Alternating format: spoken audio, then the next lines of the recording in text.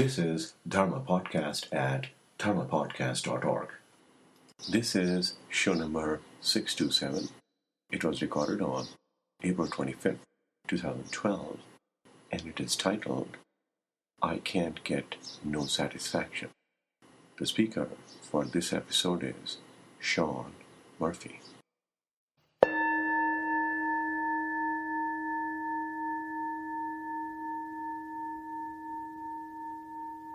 Good evening, everyone. Thanks so much for coming out and joining us this evening.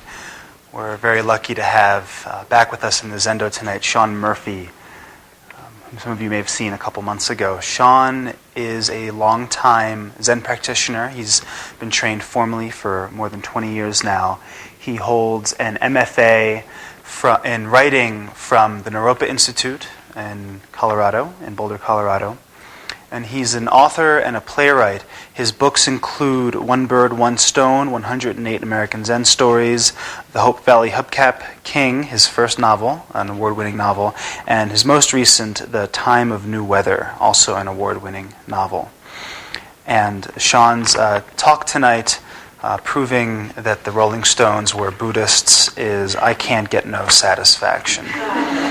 Thanks so much, Sean. Thank you all for coming.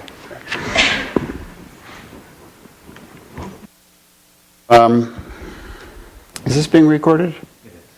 And do I have a timepiece so I know how long I've got? Because I have 45 minutes. Is that right? Yeah, I can give you my watch. Is it 45? 45, yeah. Yeah, thanks. Well, thanks everyone for coming. It's always a little bit embarrassing to come and sit up here in front and then have yourself be introduced as though you were a discrete entity. And which, of course, Buddhism tells us we're fundamentally not. I teach meditation at University of New Mexico in Taos, and one of the exercises I often give my students is to notice times when embarrassment or self-consciousness comes up, because what's actually it's a form of pain, isn't it? To be self-conscious or embarrassed. But what harm is actually being done when we're self-conscious or embarrassed?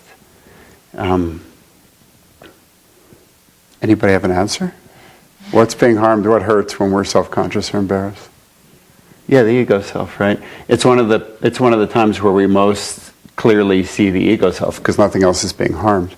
Now, when we're children, we can be taunted or our egos can be prodded in such a way that it can damage us. But as adults, there's not really any harm in being a little bit embarrassed or a little self-conscious.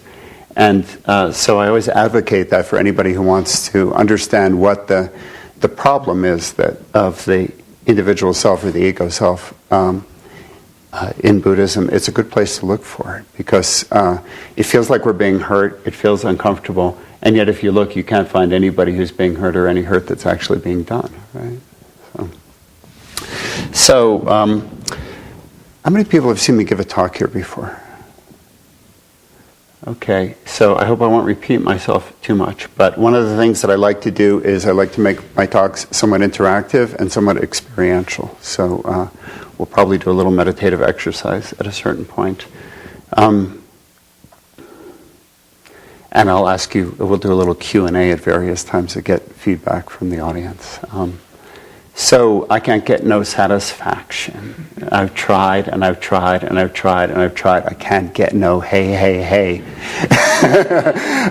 Has anyone here ever not felt that way? Has anyone here ever not felt that way?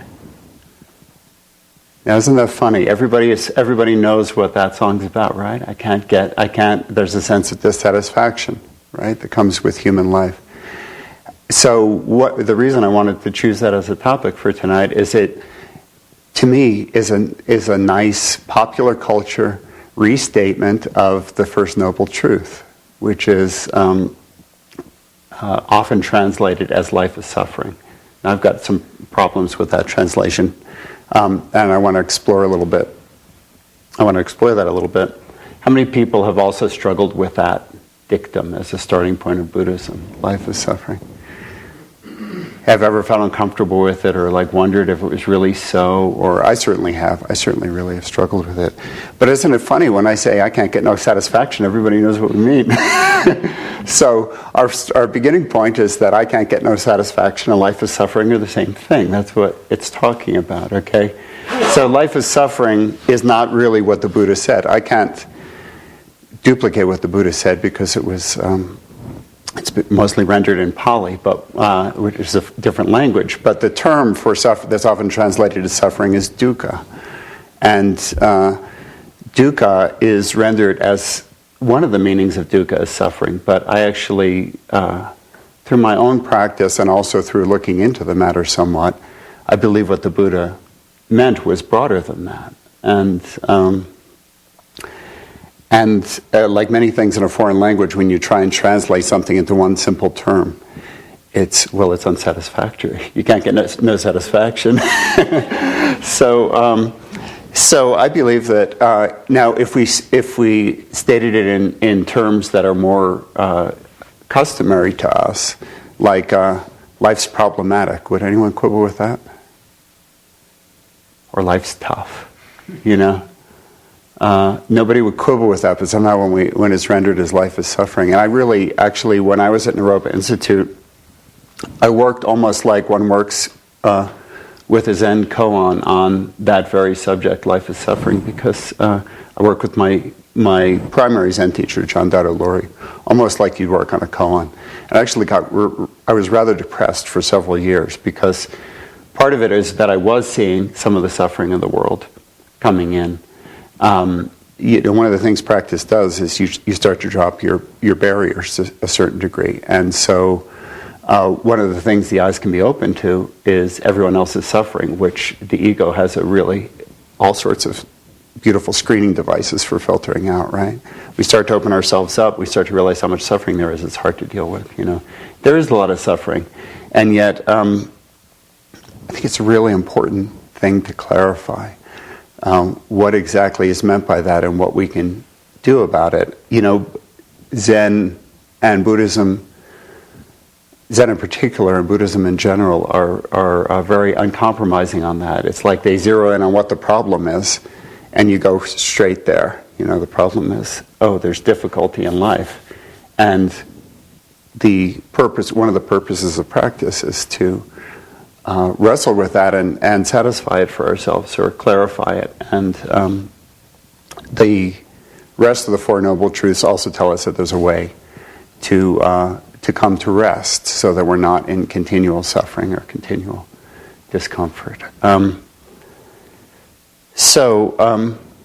I'd like to ask you all, since everyone seems to know what I'm talking about, what are some of the ways that feeling of dissatisfaction is characterized? How do you experience it?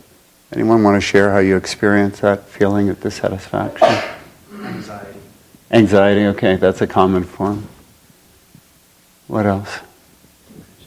Depression is another. Those are two really common poles. Yeah, okay, yeah. Seeing everything as loss all the time. Seeing everything as loss, okay. Seeing everything as loss. Obsession, okay.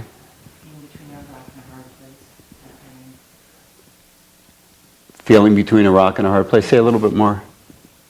That the choices are limited. Okay. Our choices are limited. Okay. All right. Being obliged to stay in a psychiatric hospital.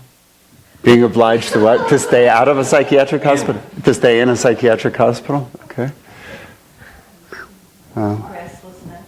Restlessness, okay. Anger. Okay. Anger. Okay, anger, okay. Job stress, frustration, yeah. Indifference. Oh, hi. I see, as I talk to you all, I see more and more people that I recognize. Indifference, okay. That's a form, yeah. Perfect, we're pretending not to be. Now, that's an interesting way to put it. Can you say more? Well, I think sometimes people can feel less of themselves than they are. And everyone's perfect just the way they are. Okay. What ways is how human feeling can be part of the human condition? Yeah, of course it is. Yeah. Yeah, part of the problem is that we struggle against this feeling. Now, if we just take away the labels from it, and we just feel that sense of dissatisfaction, tell me what it feels like. How many people feel you could connect with it right now? I could. Who could? Could you connect with your feeling of dissatisfaction right now? Let's just go inside for just a minute and connect with it. Not at a profound level. I'm sorry I'm leading you to do this, but this is basic Buddhism, okay, as we go right to the problem, right? Okay, this is basic Zen, we go to the problem. Okay, if you connect with it. Now, I'd like to hear from you without... So all these answers that we had were correct, but they're all labels for the thing. If we got a little bit closer to it, what does it feel like? What does that feeling feel like? Desire. Okay. Desire. Okay. Neck pain, okay. What's on top of the neck pain that makes it suffering? You can't... There's limited amount you can do about physical pain sometimes. There are things you can do, but sometimes physical pain is just intractable, right? What turns that into suffering?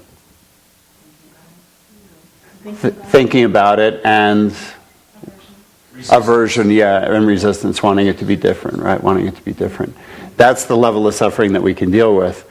The level of the fact that if I, thwack this board hard enough, my hand will hurt. I cannot thwack the board, but if I happen to and my hand hurts, it's going to hurt till it stops hurting, right? But on top of it, we usually lay, what a stupid idiot, you thwacked your hand against that board, you didn't have to do that. There's a whole story that gets, there's a whole aversion around it. Okay, so somebody else, if you just feel it as direct experience in your body in the simplest terms you can say, what can you tell me about it? What does it feel like? Okay, that's getting closer. Burning where? A burning in your chest. How many people experience some kind of burning feeling in their chest? Okay, I experience it a little bit that way. How else? What else? Tightness. Constriction in the chest, okay. Feeling out of sync. That's one of the meanings of dukkha. That's one of the direct meanings and possible translations of dukkha is feeling out of sync or feeling at friction, with life. Feeling of friction with life. What's that? Hollowness. Okay. Yeah. What's that? Hopelessness. Okay. So hopelessness, I understand really what you mean, but I want to take you to another level with it. So that's a label on it. What's the direct experience more like?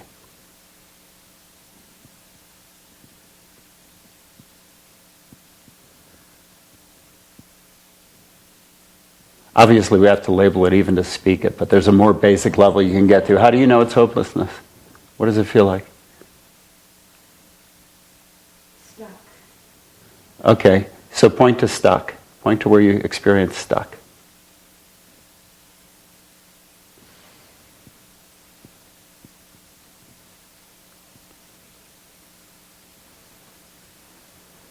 Sorry, I know I'm pushing you a little bit.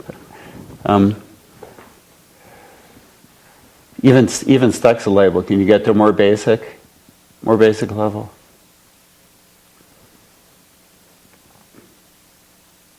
It's in your body somewhere. That's what I'm pointing to. So where do you feel it in your body? Well, right now I feel my whole head is just radiating. Okay. All right. Good. Okay. Radiating heat. Okay. So I want to share with you a little system that you may have run across. It's common to all of Buddhism. It pops up in a bunch of different forms, several different forms at least that I've heard. It's a system of how we create reality. It's called the 5 conditions or the 5 skandhas. Okay, and I don't know about you, but when we actually chant the Heart Sutra, it's in there. A common translation is all 5 skandhas are empty, or the 5 conditions are empty. Clearly, Avalokiteshvara saw the emptiness of all 5 conditions, etc., etc. But because I have to present this to college students without us chanting the Heart Sutra, or I never even mention the Heart Sutra to them, because frankly, they're not going to, I'm just teaching them to meditate, right? But this notion of how the mind builds up our version of human reality, which is different, incidentally, from every other living creature's version of reality. Dogs and cats don't have this feeling of dissatisfaction. When they're hungry, they're dissatisfied until they eat, and then they're satisfied, right?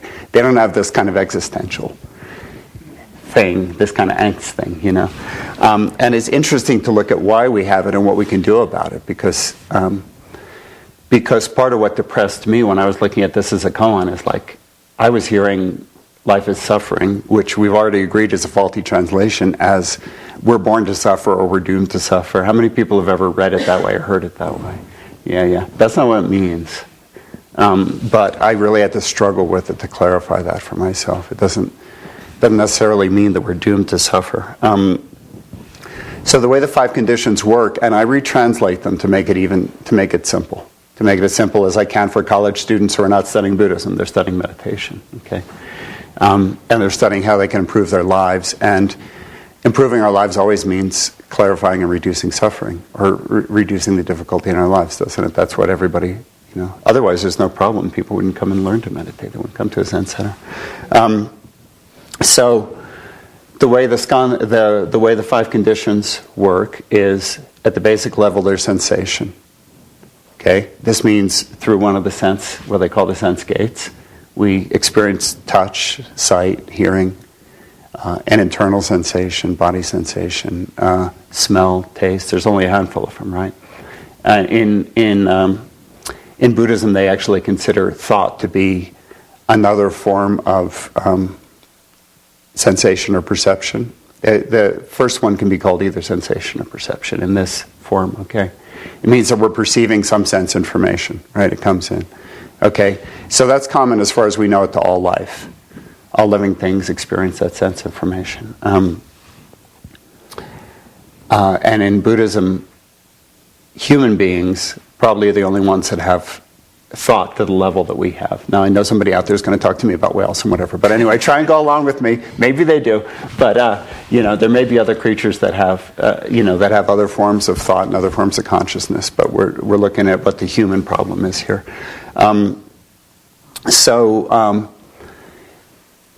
It's thought that in the Buddhist system of how we look at the sense gates, that thought in a certain way is also a sense. Because have you ever noticed how thoughts flow up into the mind unbidden and then we perceive them? Just like sounds come to the ear unbidden and we perceive them, right? It's not as though we have to do anything. I mean, we can influence thoughts to some degree, just like we can influence our breath to some degree. But we can't stop our breath and we can't stop our thoughts, you know. We can influence it to some degree. We can't stop them forever. So sensation comes up, but let's stick to the 5 basic senses here. Okay, some kind of sensation comes up. Immediately following that, there's a feeling that comes with it. And for the purposes of this simplified form, I just call that level feeling, which means a sense comes up, and we like it, or we dislike it, or we have some sort of neutral feeling about it, right? Okay, everybody with me so far? You know what I'm talking about. Okay. Third level is we react to it. Okay? And it's a little bit subtle that reaction is separate from liking or disliking, but we human beings are complex. We can sometimes go towards something we dislike, or we can avoid something that we do like, okay? So it's really a separate thing. So, for instance, if this was a hot stove, and I touched the hot stove, in would come the sensation of heat, and then would come the feeling of strong dislike, then would come the reaction of pulling my finger away, right?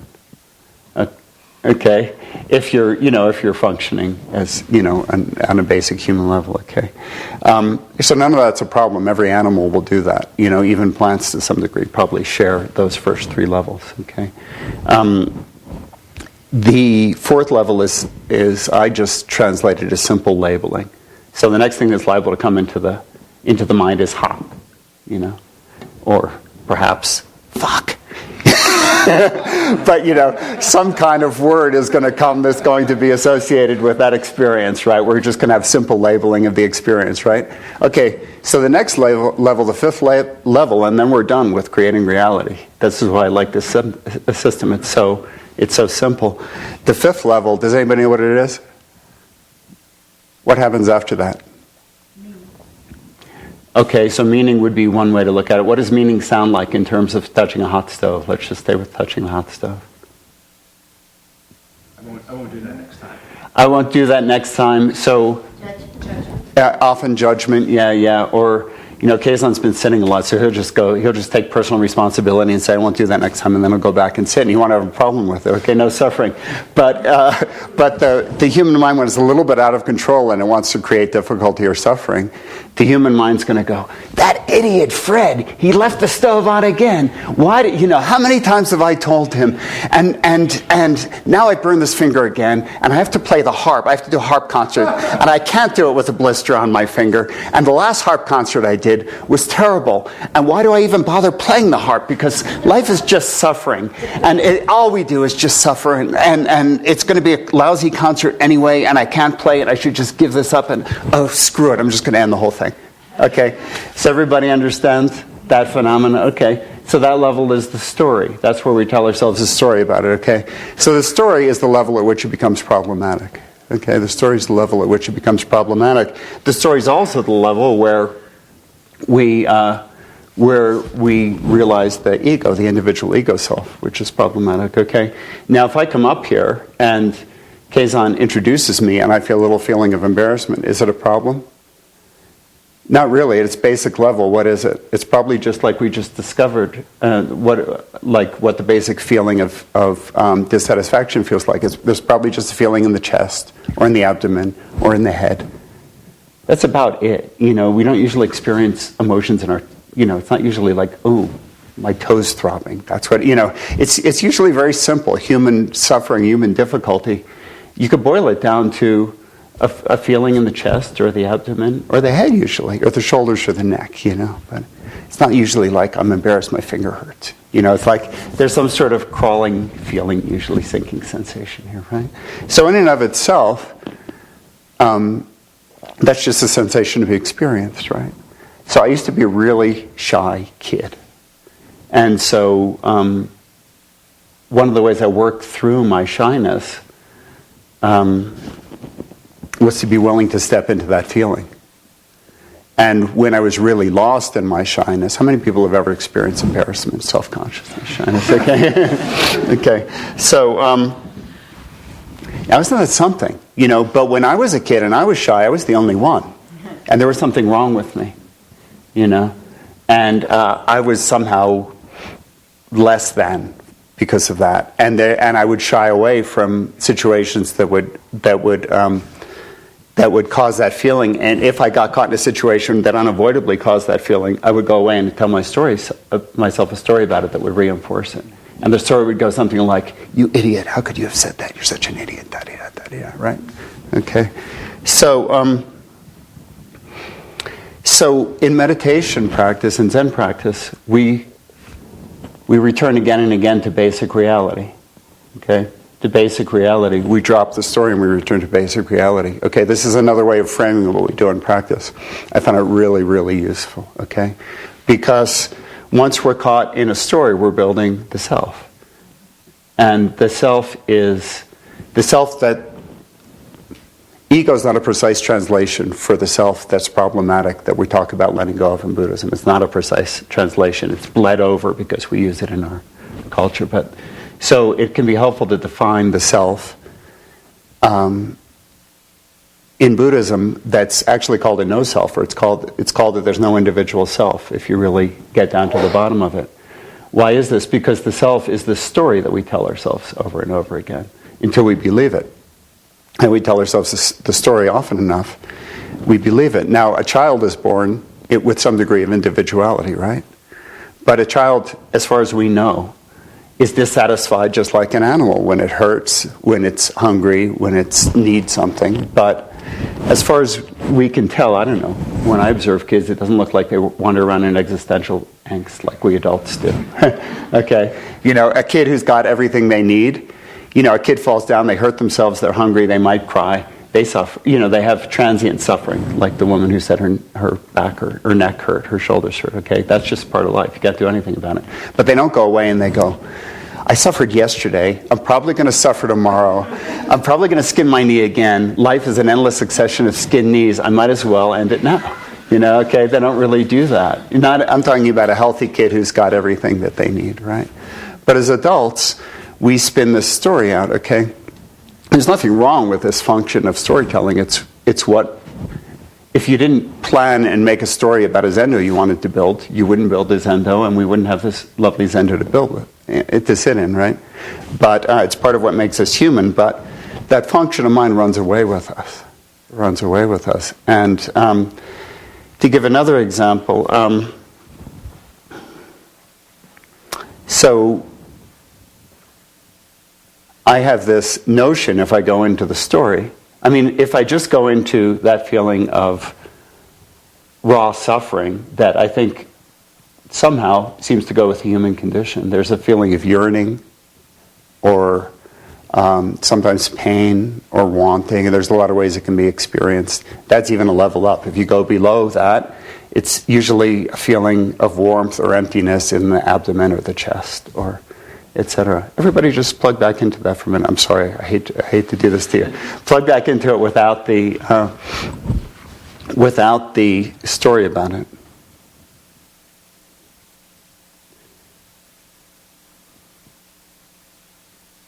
Okay, everybody got it? It's right there, isn't it? Okay. So, on a level of 1 to 10, how bad is it? With 10 being really bad. Just as a pure sensation with no story.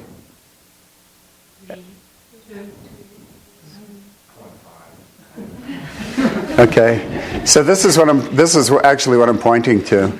Is without the story, how bad is it? How bad is it? Is it bearable? Is it bearable? Okay, what if I just said, okay, that's part of the human condition, we have to bear that. Now, could you all deal with that? Yeah. I mean, well, you have to deal with it. Sorry, but you have to deal with it, right? It's part of having a human consciousness is that we experience that. But isn't it funny, if you really boil it down to basic sensation, it's not so bad. It's not so bad. So part of what's bad is, okay, here's a common scenario, right? We have that feeling of emptiness. We want to fill it, right? Okay, automatically wanting to fill it and then building a story about how we might fill it. Okay, automatically we're multiplying it, right? Automatically we're multiplying it. Okay, now what comes into my head? Okay, I'm going to go get a pint of Haagen-Dazs. Okay, I'm going to have a nice bowl of Haagen-Dazs. So the nice bowl of Haagen-Dazs will seem to fill that sense of hollowness for about how long? Till the bowl's gone, right? Okay, yeah. Till the bowl's gone, okay. And then what comes up in the mind? Oh, that hollowness is still there. I guess I better eat the rest of the pint, right? Okay, so is there anybody here who's never done something like this? We've all done it, haven't we? Some version of this, okay.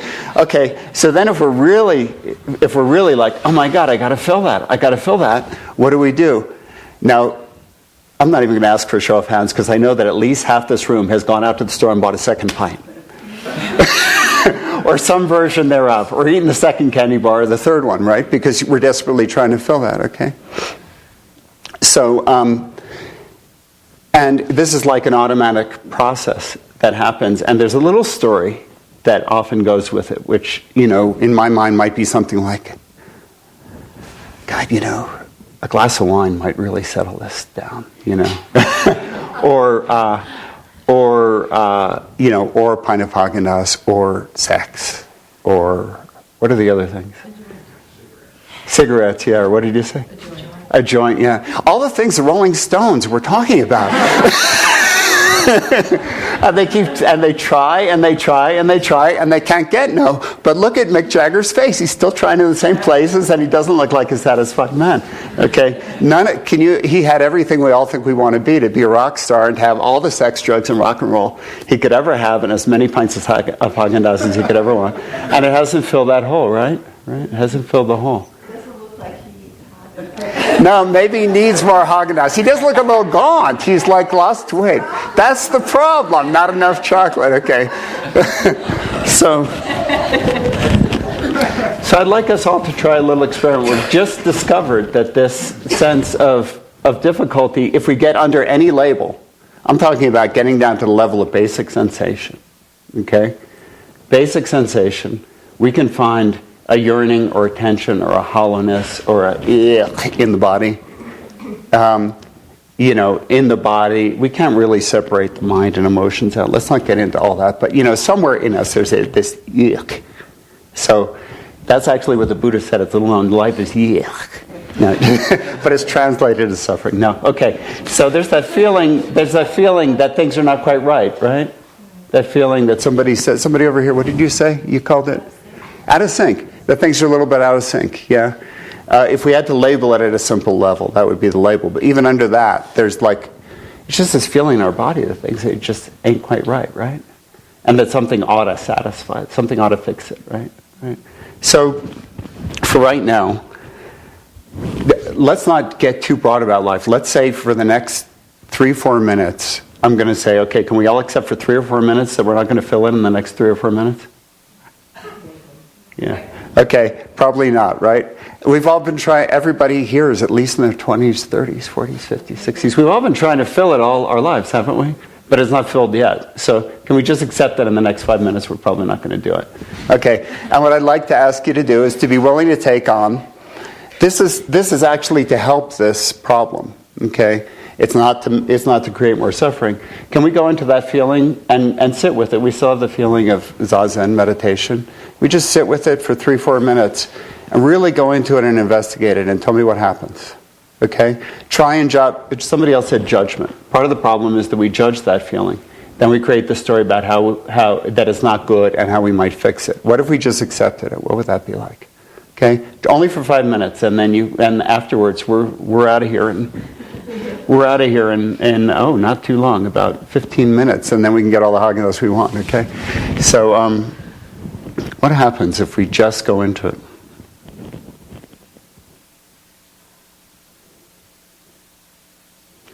Actually, we can't do anything about those first 2 levels of the 5 conditions, which is sensation. The sensation's going to come in. Our initial feeling of like or dislike, little we can do. We're going to like it or dislike it. The 3rd level reaction, we can start to do something there. So I'm going to ask you to see if you can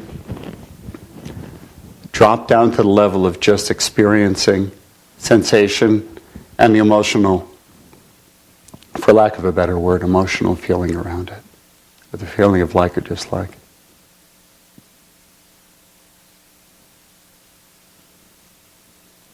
And when you find yourself wanting to react, see if you can just breathe and not react to it. Tell me everything you can find out about it.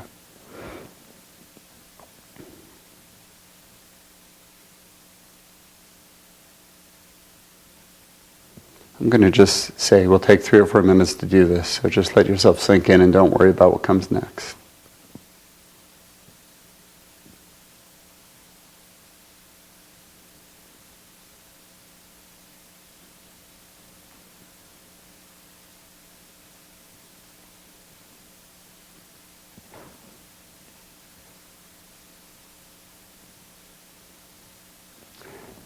It's possible the feeling will come up in a big way, and it's possible that you may even need to cry or something. And you know what? You can do that in a zendo.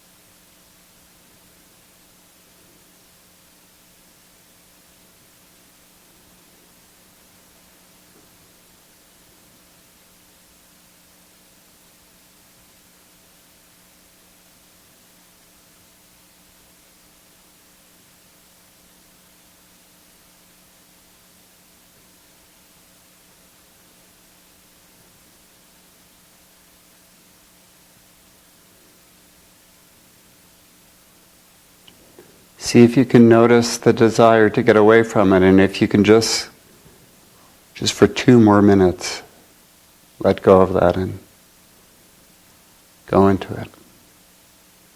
No one ever died from doing this exercise.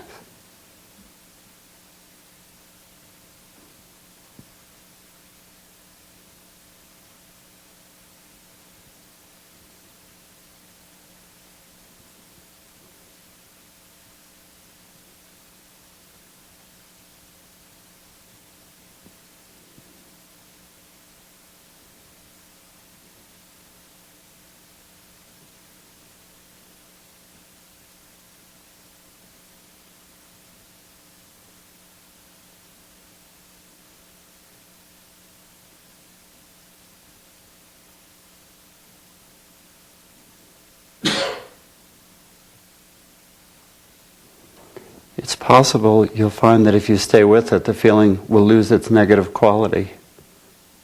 If that happens, just allow yourself to sink a little further. Notice what happens.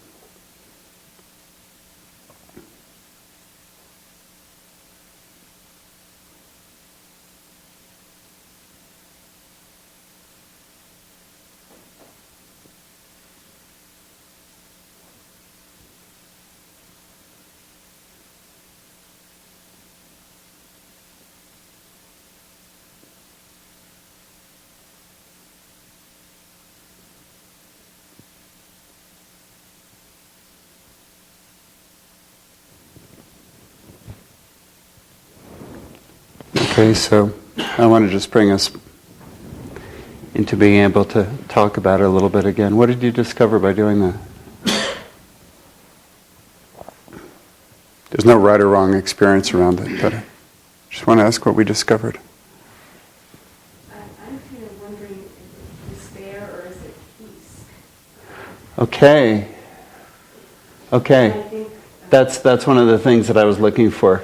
The despair or peace, where does that happen? That happens up the level of the chain in the conditions. You know, when you get down to the level of sensation, you're not labeling it, it's sensation. You can't even tell if you really get to a certain level of the sensation, you can't even tell whether it's positive or negative, can you? That's really fundamental, what you just discovered and what you just communicated. Is it despair or peace? Now, we come up the chain out of sensation, out of our feeling about it, into our reaction. The reaction's where we start to judge it and try and shy away from it. And once we're into judging and shying away from it, up will come the level anxiety, despair, depression, self-consciousness, embarrassment. That's where I started tonight, right with.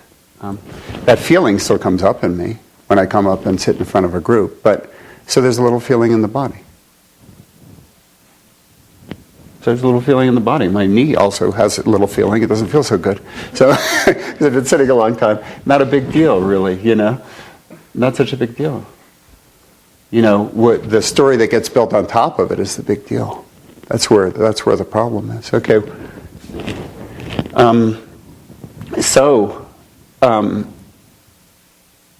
We, as human beings, there's some level of, is it a relief to... Yeah, it's a big relief. Yeah, it's a big relief, isn't it? it's a huge relief. It's like, oh yeah, that's right. It's a big relief. Yeah, yeah. It could be that. It could be this. It's just a feeling. It's just a feeling. Until we step into our conditioned minds, we don't know what it is. We don't know what it is. We talk about not knowing in Zen. That's what we're talking about. You know, we actually don't know what our experience is. We come out of it into our conditioning. You know, and all of a sudden there's all these labels, you know, and all these judgments and this whole story built around it, you know. The feeling itself is usually, well, for one thing, if you really look at it, it's not only will a lot of feelings that we experience as negative lose their negative quality if we can just stop trying to get away from them. But even the ones that are negative, I get migraine headaches. They're not fun. But and, you know, if I can get away from it and take a drug, I will. But if I don't have any, and I'm just have to, well, even if you take a drug, you still have to deal with the suffering, the difficulty around it. But, you know, any given moment of suffering, it can be very, very pointed, but it's just a moment of suffering. You know, it's just a moment of difficulty. They don't, in a human life, they don't come, actually, they're not nearly as frequent as the neutral moments, and actually even... if you ask me, the joyful and positive moments win out over the negative ones. But we'll allow 3 negative moments in a day to color a whole day and tell ourselves a story about how we've had a bad day, right? Won't we do that? What does it take? It takes about 3 things to have a bad day, doesn't it? Yeah, we can all blow off one thing, maybe get by 2 things. 3 starts to get hard. 3, we're going for the Skandhas, right? Okay, so what else did people experience in doing that? How many people experience something like she said? Okay, so that when you got into the depth of it, there's a quality that's actually neutral. We didn't do it for very long. A common threshold for people to go into that feeling of what you want to avoid, and to go into it And to come to that place where it starts to feel neutral, common threshold's about 10 minutes. Common threshold. So try this on your own and see if it isn't so. It's very common with grief. I end up getting a lot of people, which is very sobering. I get a lot of people come to my meditation classes, even my university classes, who are struggling with grief. And a lot of times they're trying to keep a stiff upper lip or trying to remain cheerful or positive for others. You know, cheerful or positive, you're in grief, you've lost somebody, it sucks. It's not cheerful or positive, you know. But, you know, I've had this happen again and again and again, that when people go into the feeling of grief and really let it overwhelm them, after about 10 minutes, it's intense. But after about 10 or 15 minutes, it loses a lot of its negative quality. And a lot of times, they find that it flips over into a deep love for the person who's gone. And if you cut off the grief, you cut off the love. So if you actually cut off your grief, you cut off your love for that person. You want to experience love for the person, don't cut off the grief. It's an intense emotion, and we're conditioned in our society to think we're supposed to always be happy and not have these intense, sad emotions, right? Isn't it true? It's bizarre. But we are, you know. When I was first depressed, I was about 22. I thought there was something just deeply wrong with me. I didn't realize it's just something that every human being experiences at some point in their life. Depression, it's unavoidable, you know. You don't have to be mired in it, but certainly the transient feeling of depression over some sort of disappointment or loss, or just the sobering realization of how difficult life is, isn't normal. So, anyone else have another experience or something else? Yeah, Jennifer? I felt that underneath that peacefulness, there was feeling of being cheated, anger, and feeling of loss, like there was identification, such strong identification with that feeling of longing, needing something to fill that empty space. There was that peacefulness underneath that. It's like there's all this anger, feeling something's missing, being cheated. Yeah. I don't want to put words into your mouth, but Jennifer's one of my students from UNM Taos, so I know her kind of well. Do you mean that, is it something like when you realize that, oh, the life has this thing in it and you can't get away from it, that you have the sense of feeling cheated because of that? That it's peaceful, so it's not as intense. Say a little bit more. So the peace is under the disappointment or the anger? Well, first there's the feeling of that loss, Yeah. emptiness and fears like that. And underneath that there's the peacefulness. And underneath that there's loss. You got quite a sandwich going there. You know, well, it'll be interesting to get all the way down to the bottom of it. But yeah, you know, I mean, if I'm understanding you correctly, it's natural to feel anger that that's the deal. Anybody ever feel angry that that's the deal? That human life has, that you can't get no satisfaction? Anybody ever feel pissed off about that? I sure do. You know, it doesn't match up to our ideal, does it? We all form an ideal. I don't know about you, but I formed an ideal when I was a child that, okay, it sucks now, but when I'm an adult, you know, then it won't be that way. I'll have control of my destiny. And it's a big disappointment to discover that, oh, it's the difficulties continue. And so, you know, back to I can't get no satisfaction, back to basic Buddhism, the life of suffering, or life has this unsatisfying element to it. Got to make your peace with that. What happens if we make our peace with that and stop trying to get away from it? What happens then? That's how you practice. That's what practice is. That's how we practice with it. Yeah. So what I experienced was like very vast. Like I couldn't really point what it was, but when I tried to, you know, for example, not at this moment, but if I am in that space, and then if I was asked, you know, how are you? And that's when I kind of feel that there's a tension in my heart, and then sometimes I will say, I'm good. And it seems like I see that kind of colors and it just kind of forms to the goodness. But sometimes I feel, but if I see it, there are so many layers, and most of the time I am not quite sure. And then I also,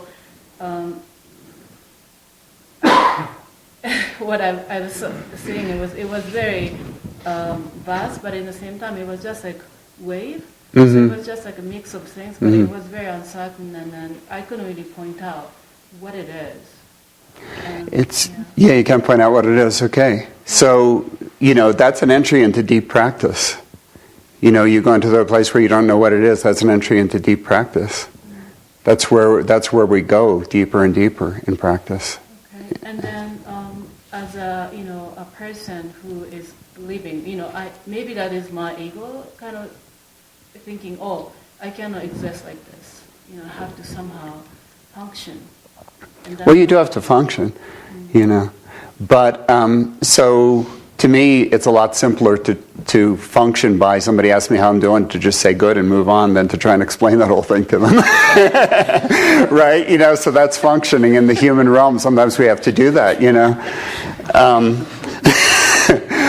But the depth of practice is accessed through not knowing who you are and not knowing what it is, going into that and just saying, okay, is this so scary? This is what we're born as. A child has no idea who they are. Right? A baby, a newborn, has no idea what anything is. They don't know what anything is. They have the basic sensation, they have like or dislike, and they have some reaction. That's it. It's, is that really a problem? We all know what that's like.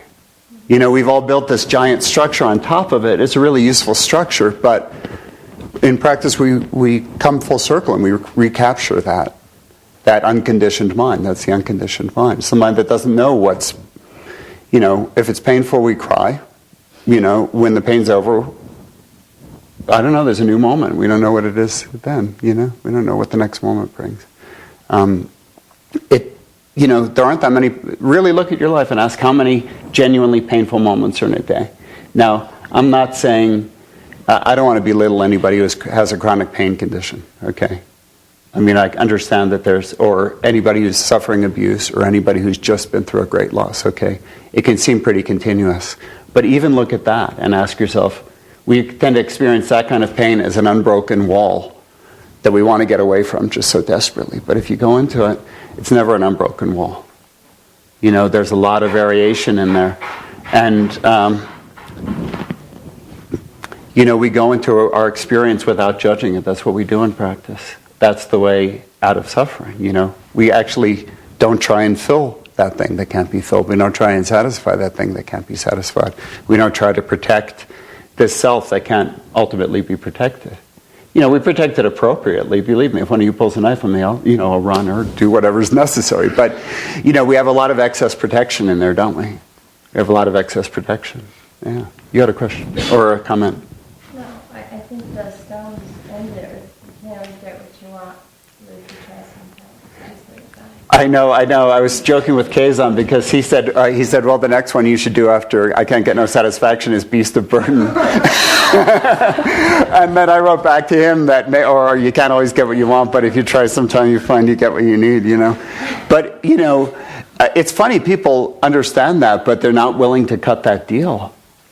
Are you willing to actually cut that deal? To say, what, it doesn't matter how much Skandhas I eat. It's nothing's going to fill this. I mean, you can have an experience of deep practice in which it feels filled, That's about the only way I know that it can really be filled. But even that's transient. So, I don't know, I guess that's my advice for all you budding Mick Jaggers. It's just, there is one other element to it, which is the way that it finally became clear to me when I finally addressed the koan in a way that my teacher got and accepted. I said, I get it. It's that living with the fundamental belief that we are a fundamentally separate self. That's suffering. And he said, yeah, that's it. That's the deal. Okay? So if we're feeling that sense of lack, and especially if there's a story being spun around it, we can be pretty sure we're sitting in our ego self. If we're just investigating in as pure sensation, then there's not a whole story about it. There's not a whole lifetime of trying to fill that thing and feeling despairing because it's unfillable. We just, we strike the deal that it's, okay. Hey, there's this funny feeling in my heart. All right. Okay. So I guess it's a feeling of having a broken heart, maybe. I don't know anybody who doesn't have a broken heart.